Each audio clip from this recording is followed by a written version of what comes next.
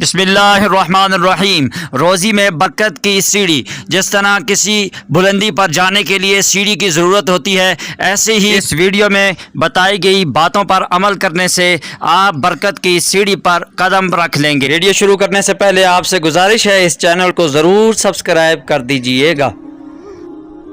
سیڑھی کے پہلے سٹیپ میں یہ بات سمجھ لیجئے کہ کس وجہ سے روزی میں بے برکتی ہوتی ہے اور روزی سے بندہ محروم ہوتا ہے۔ تو سب سے پہلی وجہ، اس میں پہلا سٹیپ یہ ہے کہ گناہوں کی وجہ سے رزق سے محرومی ہوتی ہے۔